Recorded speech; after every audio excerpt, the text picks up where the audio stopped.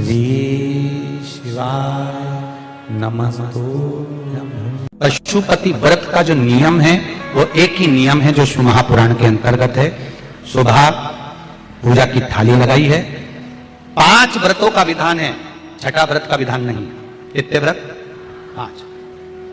सुबह पूजन की थाली लगाई है। पूजा की थाली, अभिषेक का सामान सब लेकर आप मंदिर में जाइए। शिव मंदिर में जाकर बाबा का जल अभिषेक पूजन करिए जिस हिसाब से आप करते आए हो। पूजन की थाली में सामान उतना रखना जो शाम को भी आपके साथ चला जाए, अलग से नहीं रखना पड़े। अलग से केवल शाम को दिए रखो, जल रख लो थोड़ा सा, और बाकी का जो मिष्ठान आप तैयार करोगे बस वो, बाकी का चंदन अबीर गुलाल ये सब सुबह की थाली का रखिए, थोड़ा फल जो भी रखना।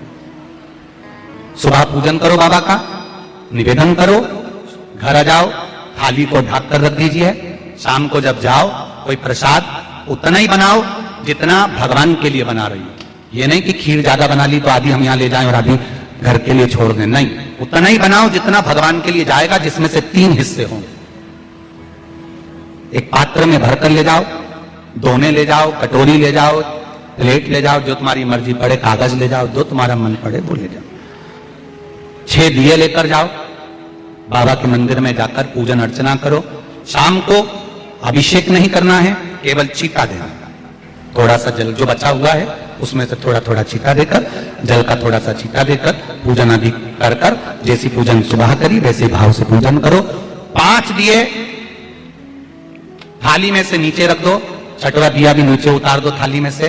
5 दिए लगाना जब प्रसाद के 3 हिस्से पूरे कर दो, प्रसाद के 3 हिस्से रख दो नीचे, फिर दिए लगा दो 5।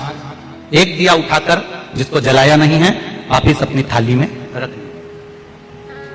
5 दिए प्रज्वलित कर कर बाबा को निवेदन कर दो, बाबा आज मेरा पहला पशुपति व्रत है, इसको स्वीकार करना। दिल से बाबा इस कार्य के लिए मैंने करा है, इसको स्वीकार कर लेना। बहुत सुना बाबा पशुपति व्रत में कर रही हूं, मैं भी पूर्व में ना जाने कितनी योनियां ली होंगी, कौन सा मैंने बेकार कर्म करा होगा जो आज मुझे दुख भोगना पड़ रहा। इस दुख को आप मिटा सकते हो क्योंकि आपका नाम पशुपति नाथ है। आप इसको मिटाइए, विनय करो, बाबा से विनती करो। एक दिया, एक प्रसाद का हिस्सा थाली में लेकर आ जाओ, बाबा को निवेदन कर कर, बाकी का वहां छोड़कर एक दिया, एक प्रसाद का हिस्सा लेकर आ जाए। एक दिया, एक प्रसाद का हिस्सा लाए, घर के अंदर प्रवेश करते समय सीधे हाथ की ओर बैठकर अपने घर की ओर मुख कर कर सीधे हाथ की ओर उस दिए को घर के बाहर प्रज्वलित कर दो। भगवान से विनती करो, भोलेनाथ आप मेरे घर में प्रवेश कर कर मेरा कार्य सिद्ध करें। बाबा को निवेदन कर कर अंदर जाइए। भोजन करने से पहले जो मीठा है, एक हिस्सा प्रसाद का है, उसको खा लीजिए। उस हिस्से में से किसी को नहीं देना, चाहे घर में बच्चे हों चाहे बड़े हों। उस प्रसाद का हिस्सा केवल तुमको खाना। पहले प्रसाद खाइए, उसके बाद में फिर भोजन करिए। एक समय फलाहार कर सकते हो, दूसरे समय भोजन कर सकते हो। इसमें जरूरी नहीं कि आपको मीठा ही खाना है। शाम का जो प्रसाद बनेगा वो मीठे का ही भोग लगेगा। सवेरे आप आराम से नमकीन का भी फलाहार कर सकते हो, मीठे का भी फलाहार कर सकते हो। फलाहार के लिए कोई मना नहीं है, फलाहार आप कैसा भी कर सकते हो। पर भोजन जब करोगे, अन्न जब खाओगे, जब पहले भगवान का प्रसाद खा लो। 4 पशुपति व्रत पूर्ण हो। बीच में अगर कहीं रजस्वला धर्म आ गया, आपको पूजन नहीं करना है, घर में कोई सूतक सावड़ आ गया, या कोई व्रत फंस गया, एकादशी आ गई, या कोई व्रत आ गया, तीज आ गई, चतुर्थी आ गई, जिसका व्रत करते हुए आए हो, तो पशुपति व्रत उस दिन मत करो, फिर अगले सोमवार कर लेना। 3 हो गए, एक रह गया बीच का, उसको अगले में करो, वो चौथे में गिनती में आ जाएगा। 5वां छूट गया, कोई बात नहीं, 1 महीने बाद तो होगा, 8 दिन बाद तो होगा, 15 दिन बाद तो होगा, फिर उसको गिन लो, 5वां होगा।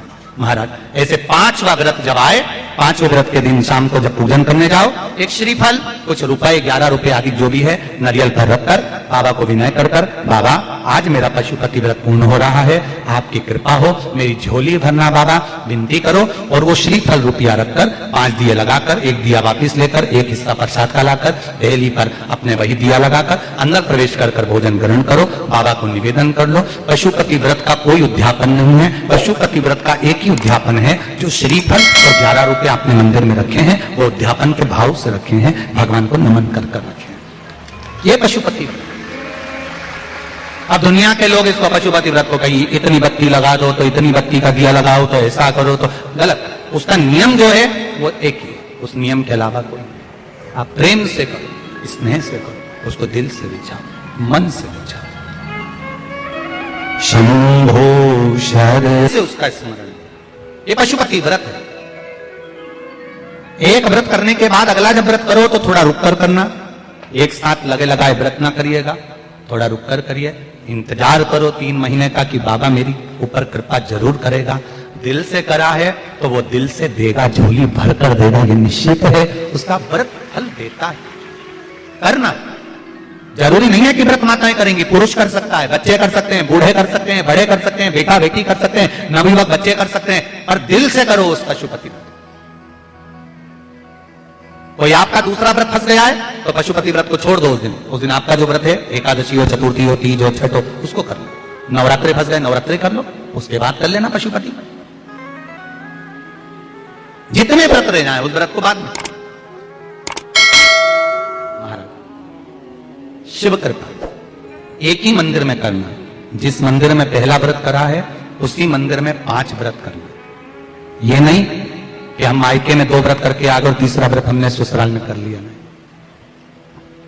2 व्रत करके मायके से आ गई हो तो 3 व्रत भी मायके जाके ही करना। अगली बार ऐसे जाना कि सोमवार बीच में फंस जाए और तुम 1 व्रत करके आ गए। मायके में अगर व्रत कर रही हो तो अपने पूजन का सामान अपने ही रुपए का होना चाहिए, मायके के पैसे का नहीं चाहिए। कुंवारी होती और तुम मायके के सामान से पूजन करती, अगर कुंवारी होती तो तुम्हारा वो पूजन लगता, और विवाह होने के बाद, गोत्र बदलने के बाद आप अपना पूजन का धन अपना खर्च करें। हम तो यहां तक कहते हैं मंदिर में भी अगर लोटा भरा हुआ रखा है, मंदिर में बाल्टी भरी रखी है, आप पहले अपना कुछ रुपया दान पेटी में डालकर फिर आप उस लोटे का प्रयोग करो।